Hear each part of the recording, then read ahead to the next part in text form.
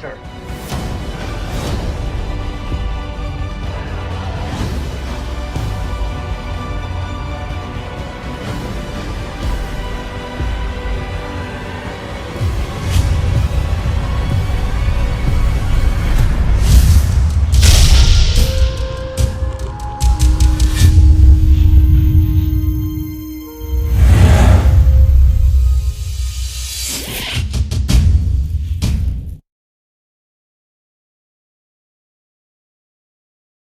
Boa noite.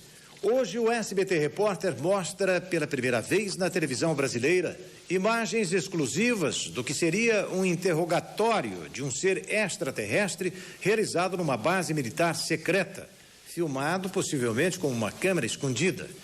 Este filme, com cenas surpreendentes e nunca vistas antes, teria sido roubado dos arquivos do governo americano por um homem conhecido apenas pelo nome de Victor. Colorido e sem som, o vídeo revela um extraterrestre em seus últimos minutos com vida. As imagens foram levadas ao ar com exclusividade na Europa por uma rede de televisão italiana. Sulla destra, dietro una vetrata, vi sono delle persone che osservano la scena. Victor dice che sono dei militari. A Área 51, no deserto do Novo México, abriga o mais cobiçado acervo com dados sobre extraterrestres. Entrar nessa área sempre foi impossível. As informações sobre o que aconteceu ali são desencontradas. O contato do mundo com a Área 51 só acontece quando um ex-funcionário decide contar o que testemunhou lá dentro. Teria sido assim que a humanidade tomou conhecimento desse documento impressionante que você vai ver na íntegra a partir de agora.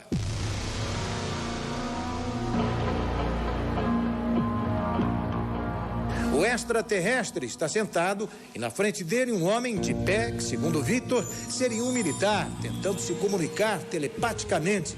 A sala está escura porque o ET não suporta a nossa iluminação normal. Entre eles há um monitor onde ondula de modo irregular uma luz de cor verde. Parece ser algum instrumento médico, talvez usado para monitorar o batimento cardíaco. À direita, atrás de uma vidraça, pessoas observam a cena. Victor disse que são militares.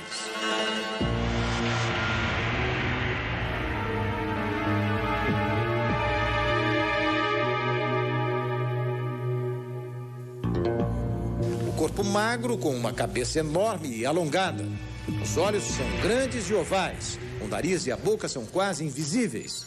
Todos esses elementos compõem com segurança o tipo descrito em milhares de relatos de abdução.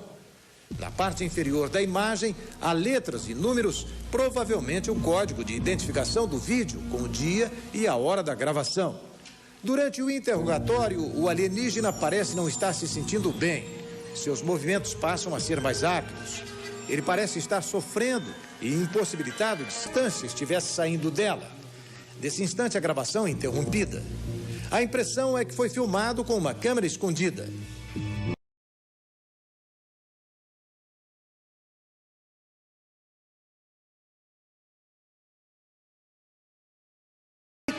O homem que obteve o filme disse que os militares sabiam que o ET ia morrer, mas queriam tirar dele o maior número possível de informações. Se for mesmo verdade, como justificar que só agora o filme tenha vindo a público? Que crimes estariam sendo cometidos contra os alienígenas? Por que a opinião pública é mantida na ignorância de fatos tão chocantes e importantes? Se o vídeo for realmente verdadeiro, está provado que os humanos capturam, torturam e matam seres vindos de outros planetas.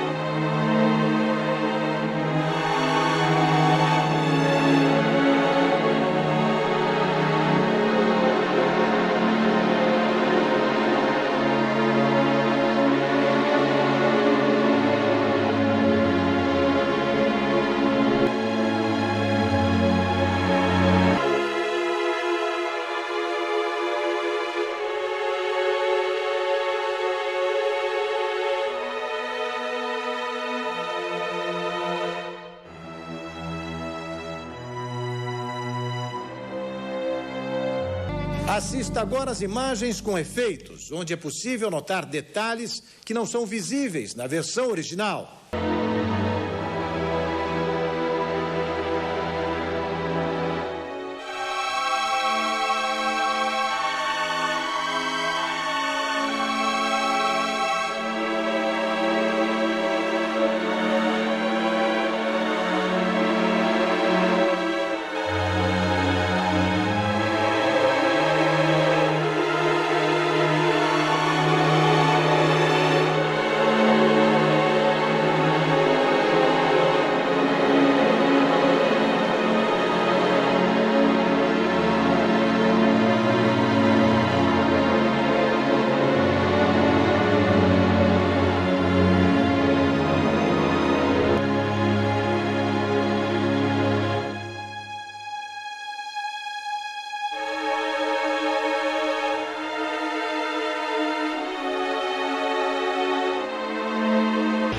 Nossa missão é achar uma mulher que diz que é um extraterrestre. O nome dela é Loriel. Depois de 1 dia e meio de espera, ela finalmente saiu do condomínio. Nós estamos acompanhando. É aquele palio branco, não dá pra ver agora. Vou fazer uma força ali, ó, tá virando agora. Os ufólogos acreditam também, é uma evidência de que aqui estiveram os extraterrestres. Eles acreditam que sobre as colunas havia uma cobertura e que neste local estacionavam os discos voadores. Esse daqui é o comandante Carnevale. Ele tem 24 anos de aviação e num desses voos chegou a ver um objeto não identificado, um disco voador. Como foi? Senti uma grande emoção de estar podendo ver aquilo ali. É nesta casa, no município de Santo André, no ABC Paulista, que funciona um dos principais grupos de estudos sobre discos voadores aqui em São Paulo. Pelo menos 2 vezes por semana, essas pessoas se reúnem para discutir o fenômeno e principalmente as aparições. Mas é nesta sala que eles fazem contato com extraterrestres. Quase 10 horas da noite. Fernando estava sentado exatamente aqui onde ele está sentado agora, só que estava com a namorada. Ele olhou para fora, através dessa sacada, e viu lá no céu uma bola de luz. E os pilotos de aviões, o que dizem sobre as aparições de objetos voadores não identificados? Eles passam boa parte do tempo na cabine das aeronaves, mas são poucos os que têm coragem para falar sobre o que viram. Os pilotos, em sua maioria, têm medo de ser considerados loucos. O repórter Christian Coach conseguiu obter um testemunho intrigante. Esse daqui é o comandante Carnevale. Ele tem 24 anos de aviação e num desses voos chegou a ver um objeto não identificado, um disco voador. Como foi? Isso foi em 1997, num voo doméstico entre Porto Alegre e Guarulhos, voo noturno. Eu estava quase através de Florianópolis e 33 mil pés, que corresponde a 10.300 metros ao nível do mar.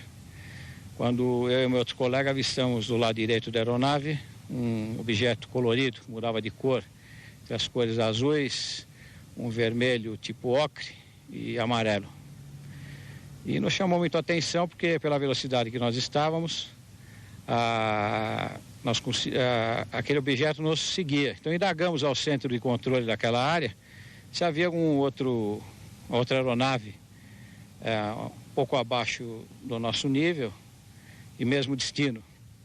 Aí ele falou, tem uma aeronave que vem procedente de Buenos Aires, está do lado esquerdo da sua aeronave. Aí eu indaguei, falei, não, lado direito. Não, lado direito não. Aí ele, num tom assim, disse, pode ser, essas as torres de petróleo que tem ali na área. Só que nós estávamos repetindo a 33 mil. E nós tínhamos uma camada de estratos bem compacta, parecia um tapete branco, né? Estratos são as nuvens. As nuvens, isso. E essas nuvens estavam, a base delas a uns 22 mil pés, 23, ou seja, 10, 11 mil metros abaixo de nós. Então não poderia ser nenhuma torre? Não poderia ser uma torre de petróleo, né?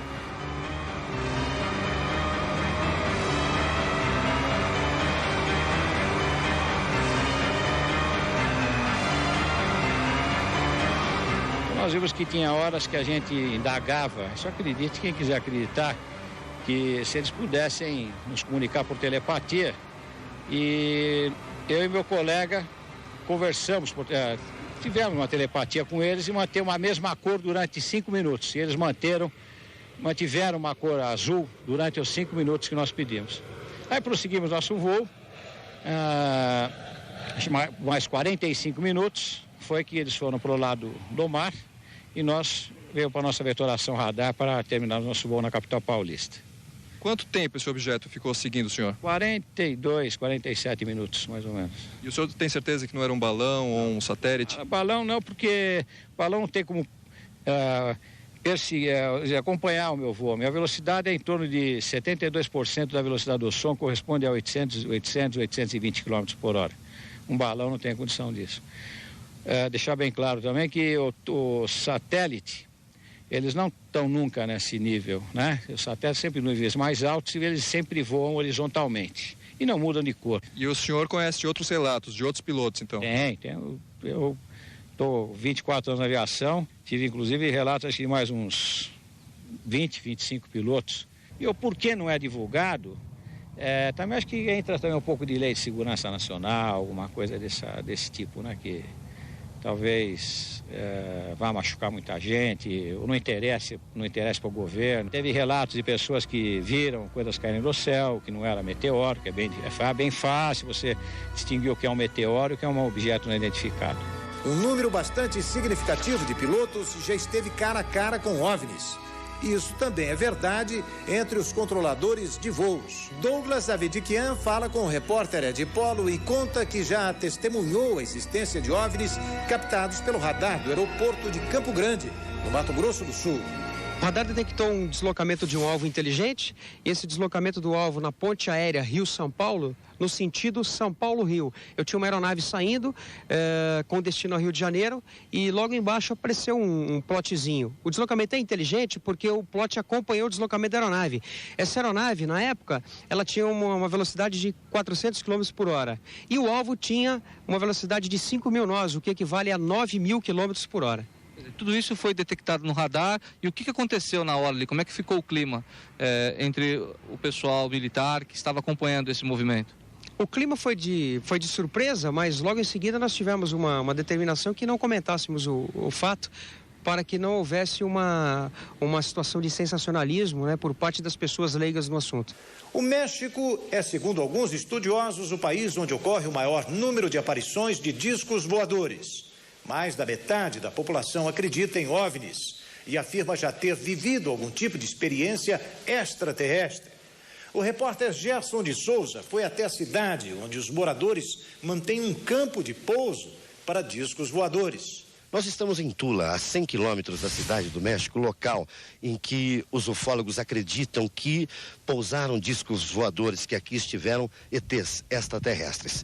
E uma das evidências que os ufólogos apontam está neste totem chamado aqui de Atlante. São 4 grandes totens construídos sobre esta pirâmide onde estamos, entre 900 e 1200 depois de Cristo. E onde é que estão as evidências segundo os ufólogos? Nesta figura existe uma arma. Vejam, seria uma pessoa ou um ET segurando uma arma. E ele tem apenas 2 dedos segurando a arma. A arma tem esse formato. Acredita-se que aqui armazenava-se uma espécie de raio laser e que era tirado pela boca da arma, pela frente da arma. E dizem que o raio laser que saía por aqui era tão forte que era capaz de destruir rochas como essa. Outra evidência está naquele chapéu, espécie de chapéu utilizado por este ser. O chapéu tem formas geométricas e, segundo os historiadores, os indígenas acreditavam que desse chapéu em volta do ser, que teria vindo do espaço, saía uma energia que o protegia contra qualquer arma. Um outro detalhe, falamos da arma dele, que não existia naquela época. Na verdade, ainda hoje, até nos dias de hoje, não existem armas em formato como esse, nem seres com apenas 2 dedos para empunhá-las. Eu estou caminhando agora entre 40 colunas quadradas, que os ufólogos acreditam também é uma evidência de que aqui estiveram os extraterrestres. Eles acreditam que sobre as colunas havia uma cobertura e que neste local estacionavam os discos voadores. Este é o vilarejo de Puebla. Neste local, alguns moradores relatam uma experiência impressionante. Pues hemos visto muchas cosas acá. Hemos visto ovnis que salen de allá para allá y de allá para acá. Pero pues ya tiene rato que yo cuando estaba viviendo acá. ¿Se impresionó? Pues sí, mucho. ¿Sentiste miedo? ¿Temor? No, pues ya me habían comentado, ya habíamos visto, o ya habían visto a la gente más antes. ¿Cuántas veces viste? Pues yo vi como 3 veces. Sí, como 3 veces vi yo. Os anões voadores vistos pela maioria dos moradores de Puebla foram registrados destas imagens feitas por uma câmera amadora.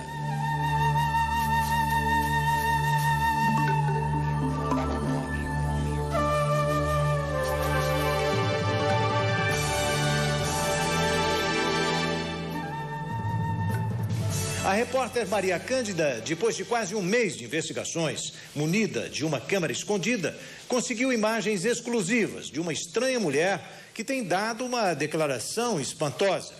Ela seria uma extraterrestre que se apoderou do corpo de um ser humano na Terra.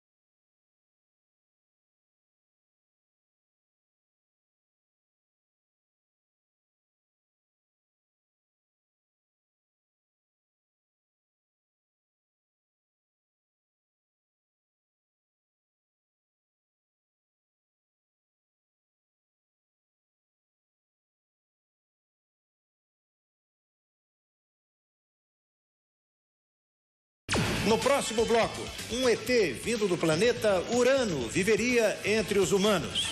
Daqui a pouco, as marcas de uma nave extraterrestre no Mato Grosso do Sul. E ainda hoje, os documentos secretos das Forças Armadas provam a visita de ETs ao Brasil. Nós voltamos já. Apenas a informação de que uma mulher misteriosa que vivia no Rio de Janeiro seria um ET, a repórter Maria Cândida e o cinegrafista Williams Farias, com uma câmera escondida, viveram dias de tensão e expectativa, procurando a alienígena. Por quase um mês, a repórter esteve em vários locais, verificando pistas e indicações vagas, até finalmente conseguir as imagens, que você vai ver agora. Nós estamos em Jacarepaguá, no Rio de Janeiro. Nossa missão é achar uma mulher que diz que é um extraterrestre. O nome dela é Loriel. Ela mora neste condomínio fechado, Floresta Country Club.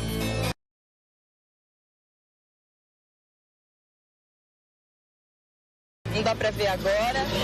Vou fazer uma força ali, ó. Tá virando agora. Ela tá naquele palho branco. A gente vai ficar um pouco distante para que ela não perceba que nós estamos filmando.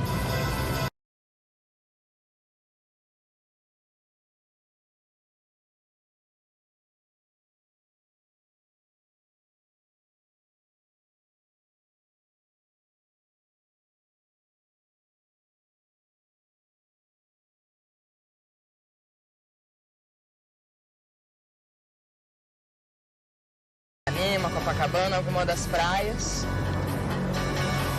Tá dando pra pegar? Não, mas ela tá à frente, ó. Tá na frente desse Corsa, entrando no shopping center. Tá na frente desse Corsa verde, entrando no shopping center. Carro branco.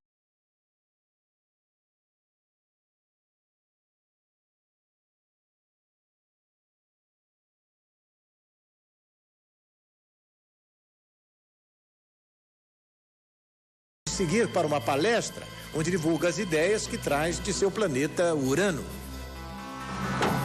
Tá quase quase na hora da palestra. Nós estamos aqui em frente ao lugar, ao instituto que a L'Oréal, o ET do Rio de Janeiro, a mulher que se diz ET, dá essa palestra sobre a complexidade humana. E o nosso cinegrafista, que está filmando agora, vai usar uma outra câmera, uma câmera pequena, uma câmera escondida para filmar a palestra. E eu, como ela não pode me reconhecer, não pode nem achar que me conhece de algum lugar, então eu vou prender o cabelo e usar um óculos para poder também assistir a palestra.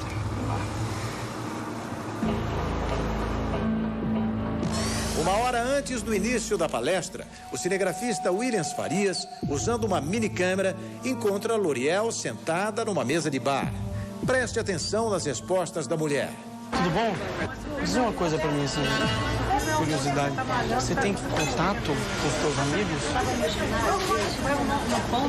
Com a sua família? Não é comigo, então não fique aí. Você fala com eles?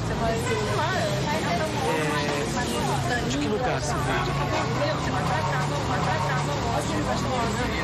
Urano? É o 7º país do sistema solar, da Via Láctea? 7º, né? Depois de Saturno, Urano. E a vida parecida com a nossa? Diferente. Totalmente. O corpo é outro. Não existe assim sexo masculino ou feminino?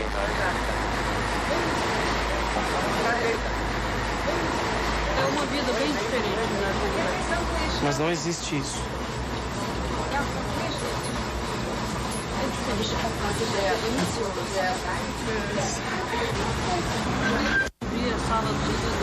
Tá bom. Tá bom, obrigado.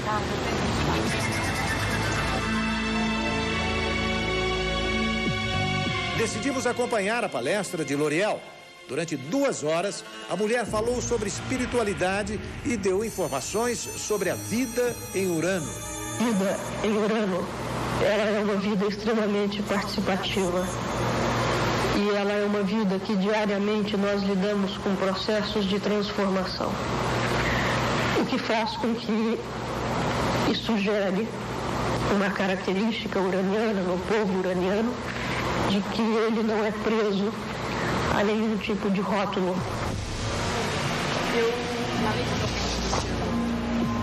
Sua palestra, eu também sou repórter.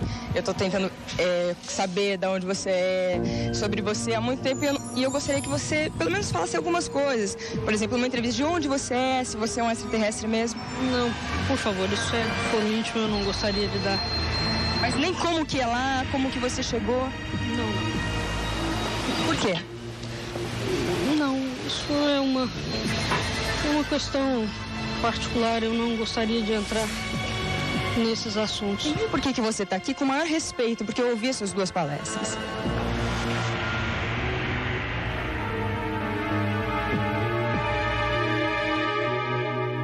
Até hoje não.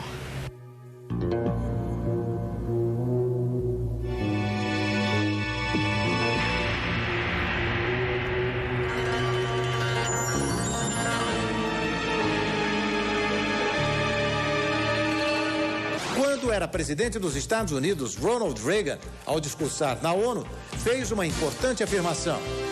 Observe, o presidente americano insinua que os ETs estão entre nós. I occasionally think how quickly our differences worldwide would vanish if we were facing an alien threat from outside this world. And yet I ask you, is not an alien force already among us? De que lugar você veio? A comunicação com os extraterrestres através de um computador começa a ganhar força. E já tem no Brasil vários grupos que dizem conseguir estabelecer contatos com seres de outros planetas. É nesta casa, no município de Santo André, no Grande ABC Paulista, que funciona um dos principais grupos de estudos sobre discos voadores em São Paulo. Pelo menos 2 vezes por semana, essas pessoas se reúnem para discutir o fenômeno e principalmente as aparições. Mas é nesta sala que o grupo faz contato com extraterrestres. A gente vai tentar acompanhar? Oi, só que com essa iluminação é impossível. Ah, não, com luz não pode? Não pode, tem que ser escuro aqui dentro. Senão não a gente não consegue fazer a transcomunicação instrumental. Ah, ok. A gente trouxe a câmera? Trouxe. Tá lá? Vou pegar. Bom, gente, a gente vai pegar a câmera, então, uma câmera especial para poder acompanhar esse fenômeno. Dá licença? Conseguiu? A gente pode entrar agora? Sim, claro. Estamos com uma câmera especial? Sim. Bom, as pessoas estão reunidas para tentar esse contato. Qual que é o objetivo delas aqui? Na realidade, elas estão fazendo uma liberação de energia, né? Ectoplasma, né? Para que possa haver eles possam usar essa energia para poder fazer a filmagem. O contato. O contato, exatamente. Bom, estou vendo aqui uma televisão. Isso aqui o que é? É um aparelho uma câmara de segurança, dessas usadas em prédio, né? Nós colocamos aqui, antes de você entrar, uma fita virgem. Usamos um videocassete, uma televisão com circuito fechado, para que possamos captar imagens e essas imagens não sejam de nenhum outro canal de televisão, que sejam realmente imagens multidimensionais. Essas lâmpadas? Né? Essas lâmpadas funcionam como uma forma de sinaleiro, para que eles nos localizem nesse experimento. Como é que você sabe que eles vão fazer contato com a gente agora, 8 da noite? Olha, na realidade nós fazemos esse trabalho todas as quintas-feiras, 20 horas, né? Então, tem quintas-feiras que a gente consegue captar imagens e outras quintas-feiras que não. Então, é apenas um experimento a mais. De que planetas são? Olha, as imagens que nós recebemos são de seres multidimensionais, ou seja, sejam de Arcturus, de Alfa Centauro, Andrômeda. São vários seres que fazem contato conosco. E onde ficam essas câmeras? Olha, Arcturus, que são os seres principais que fazem contato conosco, fica a 36 anos-luz na constelação de Boeiros, né? E eles visam desmistificar a ufologia através dessas imagens, porque através dessas imagens a gente pode cientificar esse trabalho, entendeu? Essas imagens são pesquisadas. Funciona? Funciona. É muito sério o trabalho de transcomunicação instrumental. Muito sério. Bom, quer dizer que se tudo der certo, dentro de quantos minutos a gente vai ver um extraterrestre? Dentro de mais ou menos 5 minutos.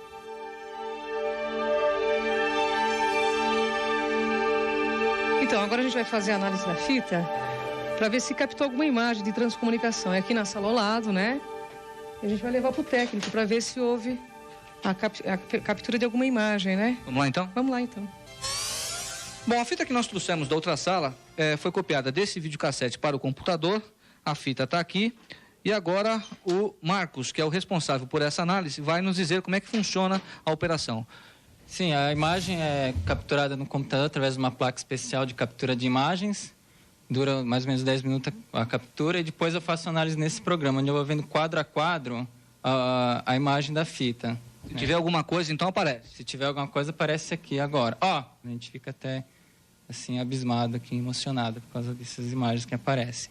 Essa é uma imagem que foi capturada agora por vocês ali na outra sala. Você pode ver que é um ser que tá, aqui você vê a cabeça, vou tentar explicar mais ou menos para ver se vocês conseguem ver. Aqui é a cabeça do ser, tá? Aqui tem a testa, aqui são os olhos, tá? O outro aqui, ele está meio que olhando para baixo, aqui um nariz, uma boca, que você pode ver que é uma imagem de transcomunicação, não é totalmente nítida, né?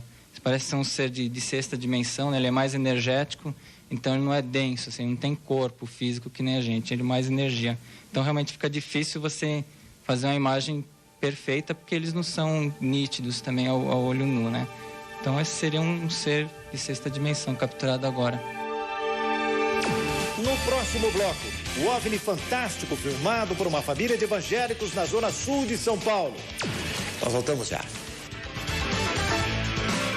Na sul de São Paulo. Foi ali que uma família de evangélicos jura que presenciou um fenômeno impossível de ser explicado. Era sexta-feira, dia 2 de janeiro de 1998. A família ainda estava curtindo as comemorações de final de ano.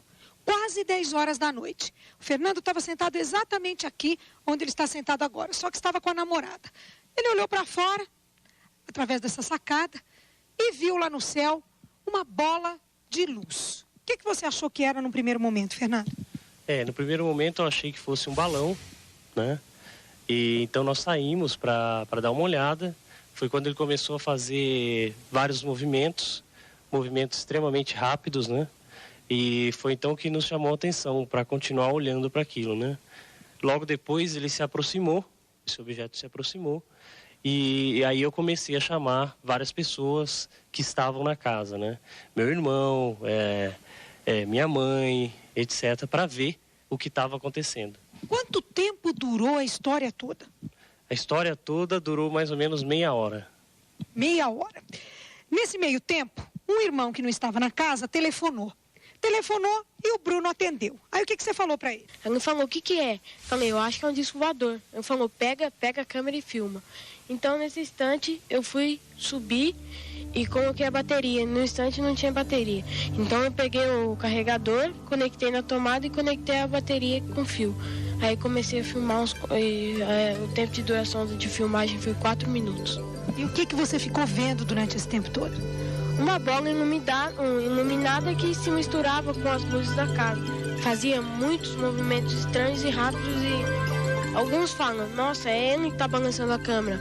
Mas não é. Você percebe que a câmera fica fixa em um lugar e a bola se movimentava mesmo. O que você acha que era aquilo? Eu não sei, na hora não deu para pensar. Na hora só queria filmar e eu não sabia o que era, também não queria saber. E agora, 2 anos depois, o que você acha que era? Agora, 2 anos depois, com afirmativos dos ufólogos, eu já descobri que é um OVNI, objeto voador não identificado.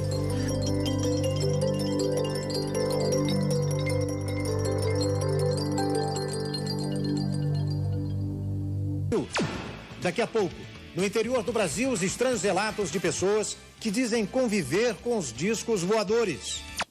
Pequenos agricultores testemunham pouso e decolagem de discos voadores no interior do Mato Grosso do Sul. Imaginação ou o local foi mesmo escolhido pelos extraterrestres como aeroporto para as espaçonaves? Esta é a cidade de Boa Sorte, a 300 quilômetros de Campo Grande. Aqui vivem descendentes de escravos que vira e mexe observam discos voadores na região. A gente percebe que o lugar é bem precário mesmo.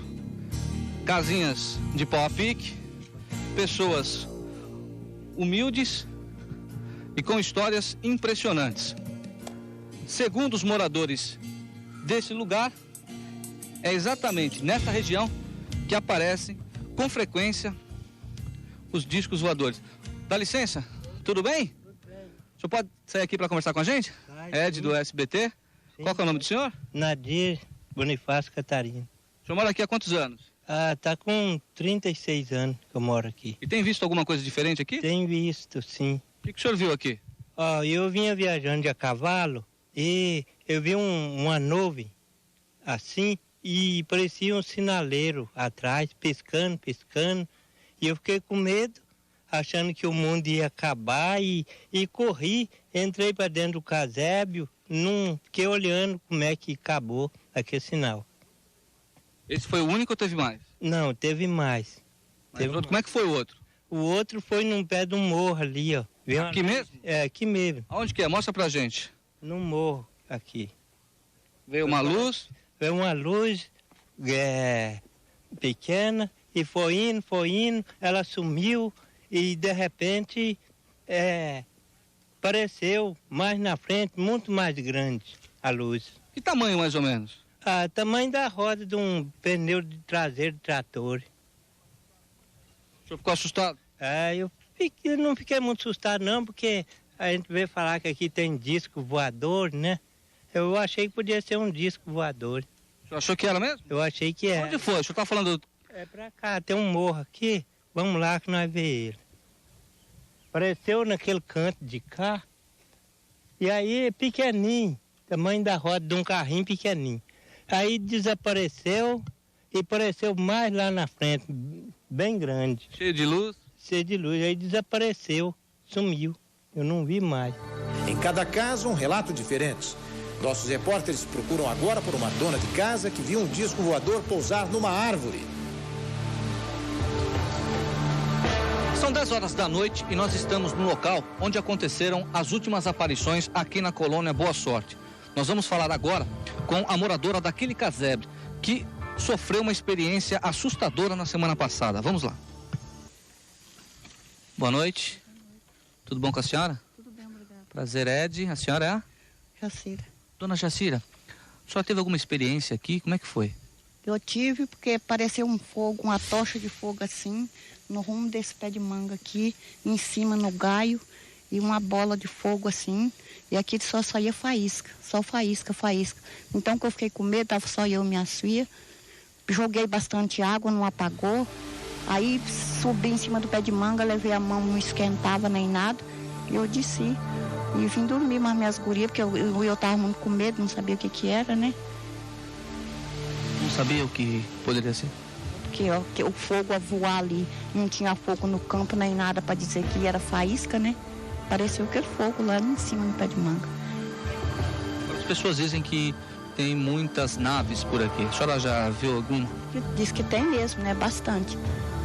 Diz que tem muito mesmo. Assim, alguma gente já viu, né?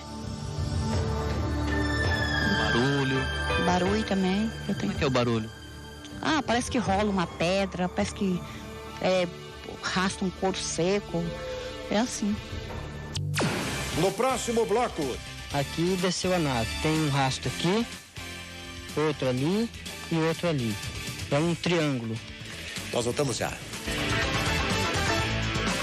O professor Lúcio Barbosa diz que registrou o pouso de uma nave espacial no interior do Mato Grosso do Sul. Ele e o repórter Ed Polo foram até o local onde estão as marcas da espaçonave. Opa, tudo bem? Tudo bem? Vamos chegar. Como é que o senhor está? Como é que tá? Tudo bem? Tudo bem, senhor. Olha, SBT bem. Repórter. Estamos fazendo uma matéria sobre extraterrestres. E o senhor parece que fez contato com um deles. Como é que foi? Eu fiz algumas vezes contato, sim. Desde da minha infância, né? Mas nesse local aqui é o local que eu mais fiz contato com. Foi aqui mesmo? Não, foi no morro, numa montanha próxima aqui. E na margem de um riacho, onde tem as marcas dos pousos da nave. A nave pousou aqui? Pousou. O senhor tem prova disso? Pode mostrar pra gente? Tenho os rastros da nave, tenho pedras que eu achei na montanha e algumas fotos. Podemos ir lá então? Podemos, com certeza. Então vamos lá, acompanhar. Segundo o professor, uma nave extraterrestre pousou bem aqui. O local foi exatamente aonde, professor? Foi no riacho aqui para baixo. Um pouquinho, dá uma caminhada aí, mas nós chegamos lá. Então vamos lá.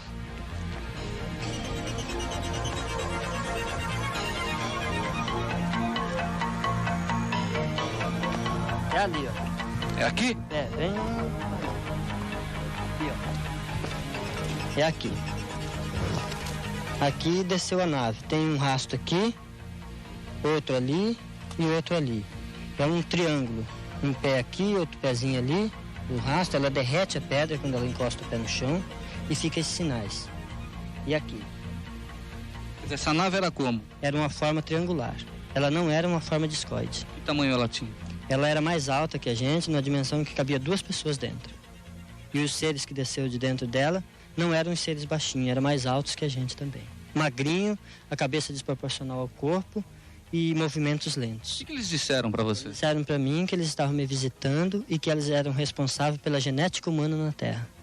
Bom, essa pedra aqui, mas parece, na verdade, um disco voador, foi encontrada nesse local onde estamos agora, e segundo o professor Lúcio, foi um presente deixado por um extraterrestre, que como prova de sua passagem por esse lugar, deixou um recado para o professor, permitiu que tirasse a foto da aparição da nave no dia seguinte. A nave é aqui, ó, segundo o professor, tem uma outra foto, a nave de novo aqui, e mais uma foto aqui, ó.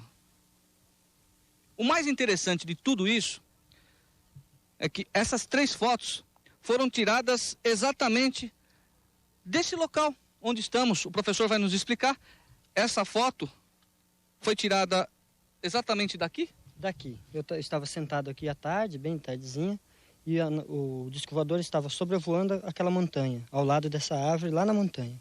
Aí eu fotografei ele lá, que é essa foto aqui, exatamente do lado do tronco da árvore. Ela aparece lá em cima das montanhas.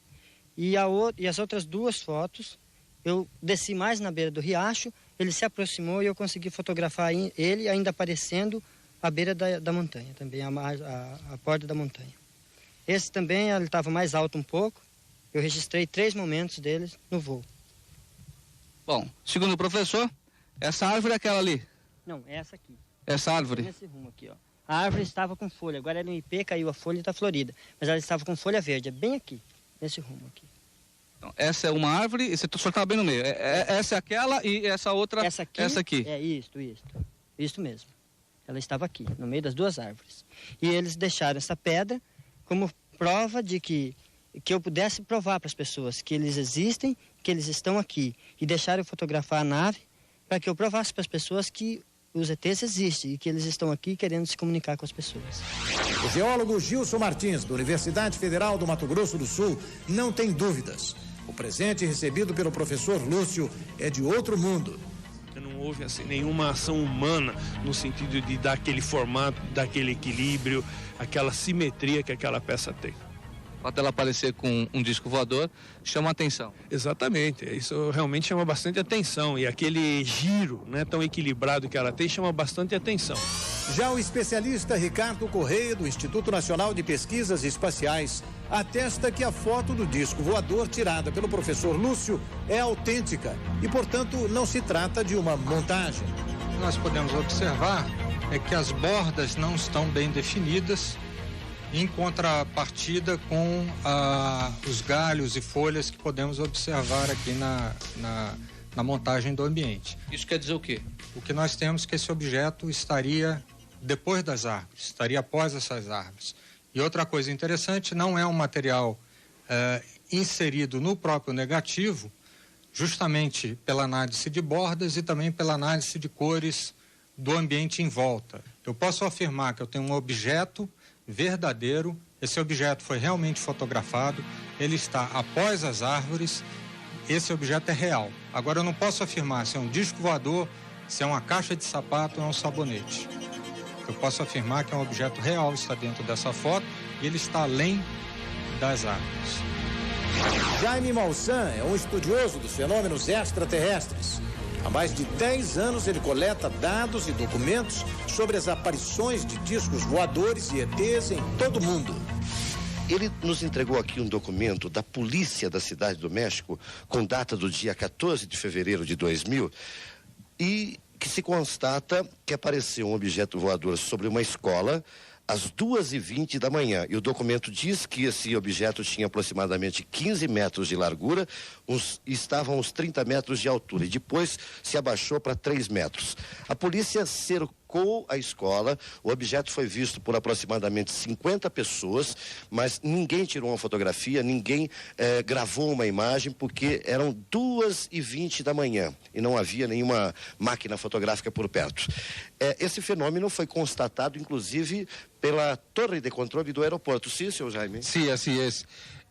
Recibieron llamadas de diferentes lugares de la ciudad, no lo vieron en el radar, entonces salieron al exterior de la torre y lo vieron a simple vista durante más de 1 hora alrededor de la Ciudad de México. También 7 reporteros, 7 periodistas estuvieron en el lugar de los hechos y constataron que esto fue verdad. No hay duda, realmente sucedió. Bem, os policiais depois descreveram como era esse objeto e ele é muito parecido com o que nós vamos mostrar agora, que é a imagem mais importante do mundo até hoje de um disco voador. Por favor, nos mostre e explique e fale. Este video fue grabado el 6 de agosto de 1997 en el suroeste de la Ciudad de México. Estaba lloviendo, levantó la neblina y entonces apareció este objeto. Estos jóvenes tenían una cámara cerca de ellos y pudieron grabar estas imágenes que son las más impresionantes. Esto, pues de alguna manera, nos daba a entender que muy pronto podría ocurrir un descenso en la Ciudad de México, que fue lo que ocurrió el 14 de febrero. Como que nos han estado avisando qué es lo que va a suceder posteriormente, ¿no? Nos anticipan, nos acondicionan y esto ha sido, pues, muy concientizador, porque en la Ciudad de México y en el país el 80% de los mexicanos cree que todo esto es verdad.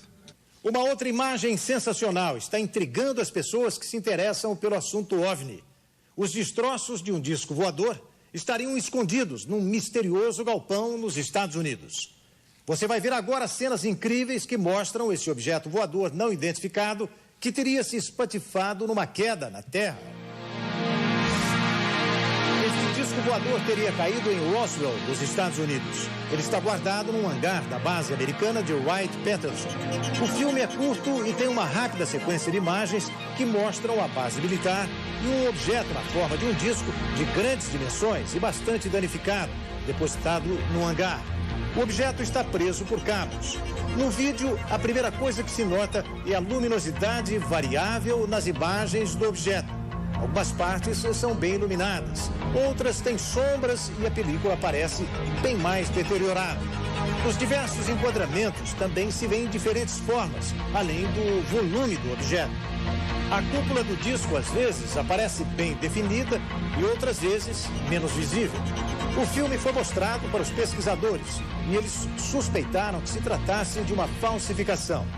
O resultado da investigação foi apresentado num Congresso Mundial de Ufologia.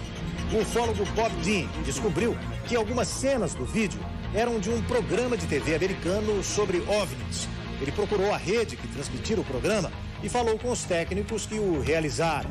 Um deles disse que o filme fora feito por eles utilizando uma miniatura igual a essa. Uma farsa. No próximo bloco, os documentos secretos das Forças Armadas provam a visita de ETs ao Brasil. Nós voltamos já. Isso aqui é de 1969. Nós temos coisa mais recente, como, por exemplo, esse boletim que foi emitido pelo Ministério da Aeronáutica em 1977, pelo primeiro Comando Aéreo Regional de Belém do Pará. Ele dá conta de que na região amazônica, principalmente entre os anos de 75 e 82, a ocorrência de discos voadores era intensa. E especificamente nos meses de setembro a dezembro de 1977, o primeiro Comando Aéreo Regional da nossa aeronáutica levou a cabo, na região amazônica, uma operação destinada a tentar identificar os UFOs e, se possível, contactá-los. Tá tudo isso aqui? Tudo aqui. Tudo está documentado, inclusive com detalhes do tipo gases que são utilizados para a propulsão do mesmo, formato dos objetos voadores, tipo de movimento que esses objetos voadores desempenhavam e, às vezes, até com a participação de tripulantes. Esses documentos são datados da década de 70. Recente tem alguma coisa? Sim, nós temos esse exemplo aqui, que é uma diretriz específica do mês de abril de 1989, também emitida pelo Ministério da Aeronáutica, em que se estabelece como finalidade da diretriz dessa documentação o procedimento que deve ser adotado pelos órgãos de controle e defesa do espaço aéreo brasileiro quando forem relatados casos de avistamento de objetos voadores não identificados. Então, quando se fala em objetos voadores e se diz que eles não existem, porque existe uma diretriz específica para determinar a sua passagem pelos céus do Brasil. Esse documento é assinado pelo Major Ivan da Frota, que foi, inclusive, candidato à presidência da República há um tempo atrás, e ele é bastante claro. Ele dá instruções para os nossos militares de como eles devem agir quando detectarem, quando registrarem seus radares, objetos voadores não identificados, e, em última instância, discos voadores.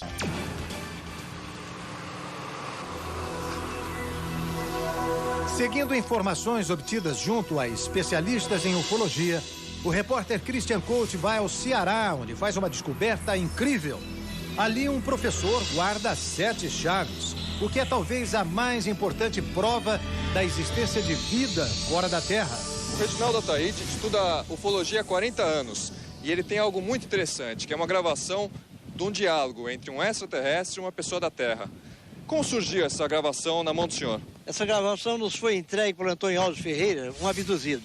Abduzidos são aquelas pessoas que são sequestrados pelos ETs. Exatamente, são seres que são sequestrados pelos ETs, mantêm contato lá com os ETs e adquirem ou transmitem alguma coisa. É um contato imediato de terceiro grau.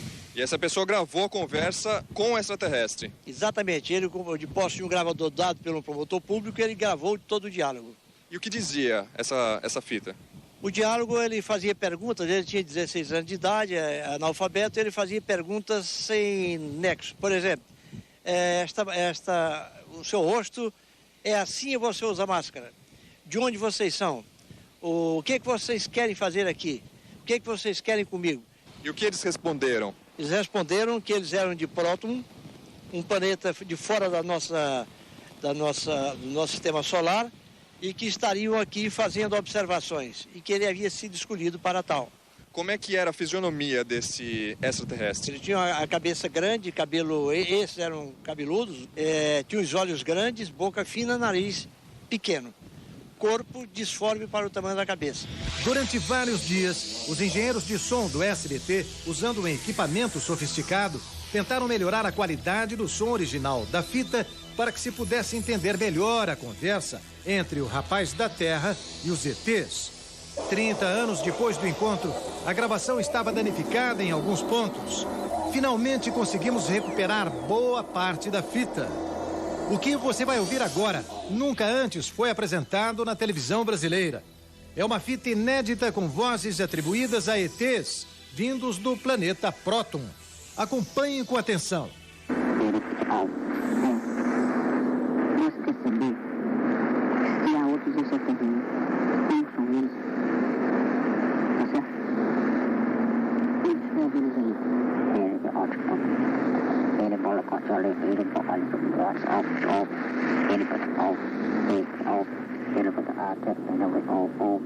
E como era a nave por dentro? A nave por dentro, segundo a declaração, ela era muito luminosa e o céu, como ele falou, que era o teto da nave, era muito escuro.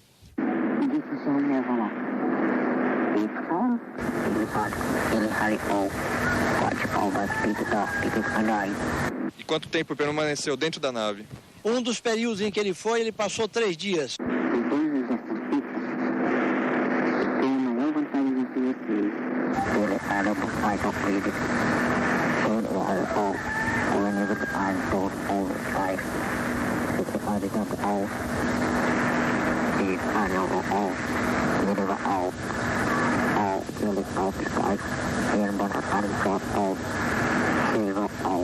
E como ele entendia a linguagem dos ETs? Os ETs, quando eles tentaram os primeiros diálogos, eles não se entendiam. Depois eles colocaram um capacete na cabeça do Antônio Alves Ferreira e o Antônio Alves começou a traduzir tudo que eles falavam. E eles também, automaticamente, traduziam tudo que o Antônio Alves Ferreira falava em português.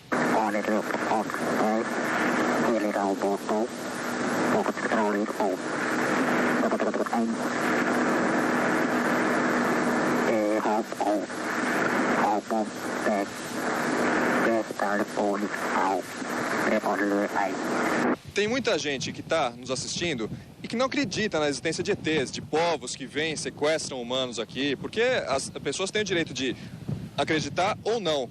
Até hoje não existe nenhuma prova material que os ufólogos trouxeram, assim, que realmente comprove a existência de extraterrestres. O que o senhor tem a dizer sobre isso? Olha, é um engano muito grande. Nós temos provas concretas da existência dos discos voadores e, logicamente, seus tripulantes, os ufonautas. Quais provas? Nós temos cabelos de anjo, que é uma substância leitosa que é liberado do UFO quando ele desacelera em baixa altitude. E temos fragmentos de discos voadores. E onde se encontram essas provas? Eles se encontram no nosso cofre, no Centro de Pesquisa Ufológica do Ceará. O senhor pode mostrar pra gente? Olha, geralmente nós não mostramos essas provas, porque não nos interessa também que acredito e não acredito. Mas nós vamos abrir uma exceção especial para vocês do SBT. Nós vamos no CPU e lá eu vou lhe apresentar estas provas concretas. Ok, bom, ele está dizendo que existe um pedaço de nave espacial, então vamos lá ver.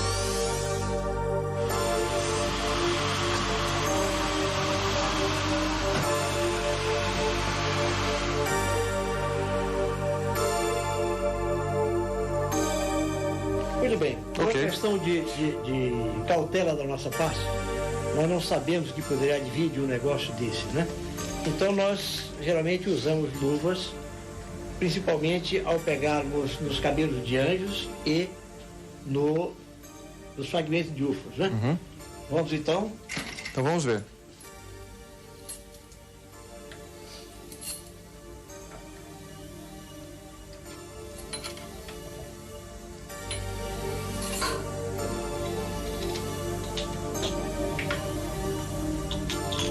Esse qual é?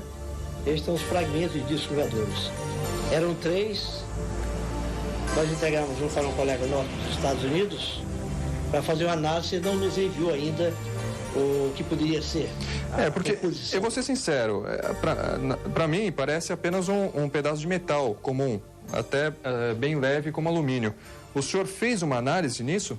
Bom, nós mandamos para os Estados Unidos fazer a análise, nós não recebemos ainda o resultado dos norte-americanos. Entretanto, nós sabemos que é alumínio, porque a composição, os metais em todo o cosmos são os mesmos que temos na Terra.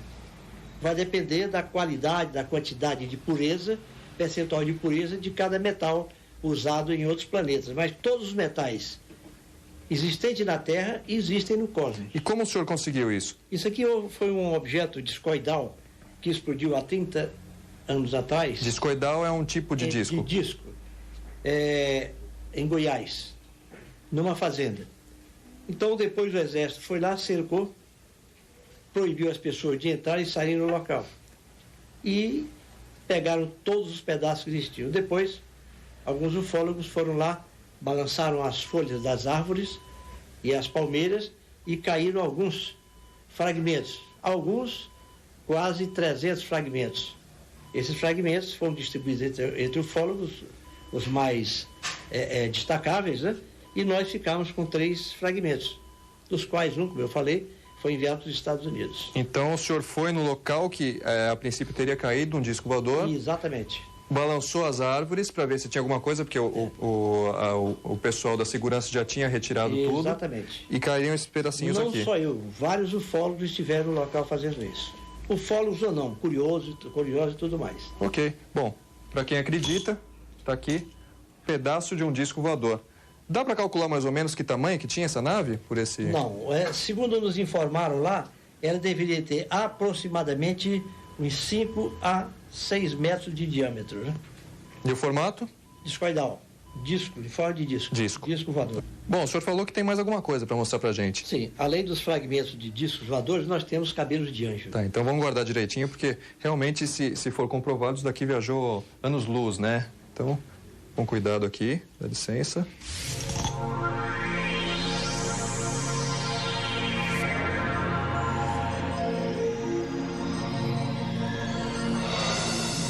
Agora é o cabelo de anjo. E o que é cabelo de anjo?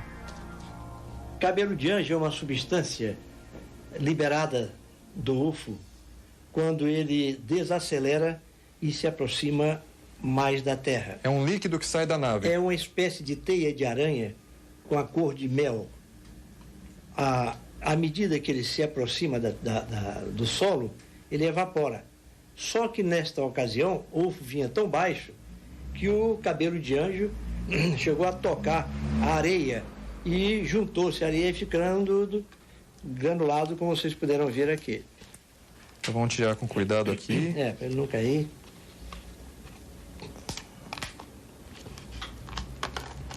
Pronto. Isso é uma das provas que nós temos mais ciúme no CPU. Porque... Quase, hein? Bom, tá aqui. Porque... Isso... deixa eu ver se eu entendi direitinho. Foi não.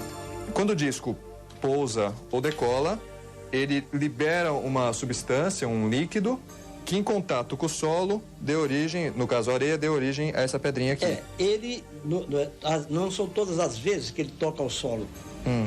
Que quando o UFO desacelera na sua aterrissagem, ele automaticamente libera essa substância que nós não sabemos o que seja. Isso aqui ainda não foi feita nenhuma análise? Neste caso, o UFO estava tão baixo que a substância, o cabelo de anjo, chegou a tocar na areia da praia do Futuro, e juntou a areia, granulou. Você vê que tem fragmentos de areia aqui, ó, pedaços com areia, né? E pedaços, o cabelo de anjo praticamente puro. Isso aqui é uma raridade. Alguns americanos já estiveram aqui e tentaram levar pedaços dessa substância para eles. E nós não demos, porque isso deve ficar no Brasil. É nosso. Quer dizer, o senhor não vende de jeito nenhum, não isso daqui vendo, não troco. E patrimônio aqui do centro. É um dos mais importantes que nós temos aqui no centro de pesquisa.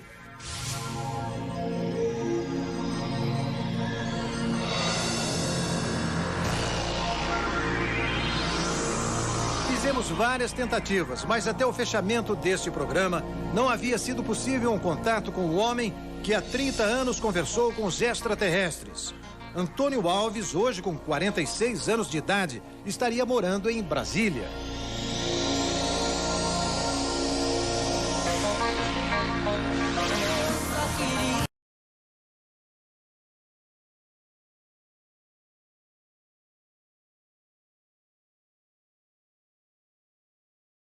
Da dupla sertaneja Chitãozinho e Chororó esteve frente a frente com o disco voador durante uma viagem pelo interior de São Paulo. Onde foi? Na região de São José do Rio Preto, mais próximo de Catanduva, imagino, né?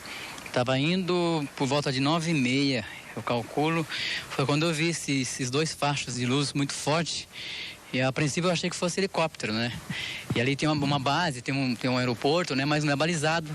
Pelo menos não era naquela época, e eu acho que seria impossível também helicóptero naquele momento, porque quando eu me aproximei mais, eu vi assim, uma coisa de uns, sei lá, 100, 200 metros, né? Quando eu fui passando, eu imaginei, pô, será que é um disco voador, né?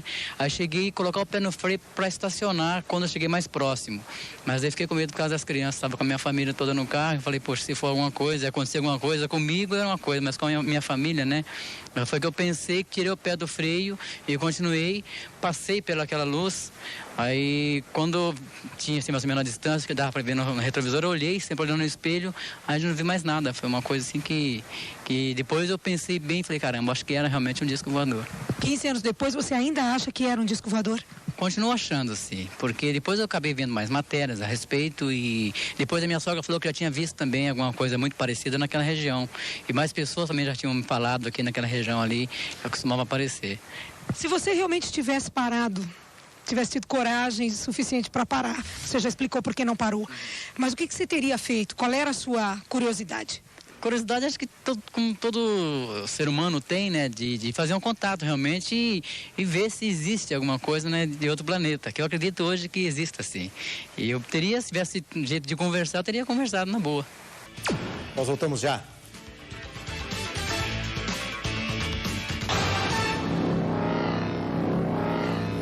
Fascina o público. No Brasil, o interesse pelo assunto é tanto que uma das revistas de grande circulação no país é exatamente aquela que trata dos OVNIs. E foi a revista UFO que conseguiu os direitos do extraordinário filme sobre o que seria o interrogatório de um extraterrestre e que vamos reexibir agora. A seguir, você vai acompanhar a repercussão em todo o mundo. São muitos os cientistas empenhados em descobrir a origem do filme que traz o que seria o interrogatório de um extraterrestre. As opiniões são polêmicas. O filme seria uma verdade ou uma farsa? Io ho immediatamente concluso che fosse reale. C'è un buon numero di ragioni a farmelo credere. Ho visto moltissimi falsi, ho visto artefatti veramente belli. Ma c'era una qualità in quell'intervista, c'era una qualità in quella piccola figura, c'era una tale particolarità in quegli occhi che non ho avuto la sensazione che fosse falsa. Mi ha colpito profondamente a livello emozionale e ho tratto le mie conclusioni. Per quanto possa valere la mia opinione, credo che sia un reale segmento di una reale intervista ad un alieno. Certo, io devo essere uno scienziato e quindi devo essere scettico. Comunque posso dirvi soltanto che non so se il filmato dell'intervista all'alieno sia reale o meno e forse non lo sapremo mai. Se è un falso è fatto molto bene. Comunque una cosa che mi ha molto impressionato ed interessato della storia di Victor è il tipo di informazione che principalmente l'alieno ha fornito al governo americano. Mica, solo spirituale. A proposito dell'universo olografico in cui tutto è in connessione con il tutto. Penso che un ciarlatano, un impostore, avrebbe prodotto piuttosto un'informazione sensazionalistica su una minaccia aliena, o chi lo sa, ma non informazioni profondamente spirituali e filosofiche che sono indubbiamente preziose.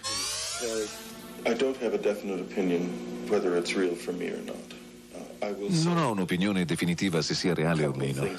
Non ho idea di che cosa possa essere.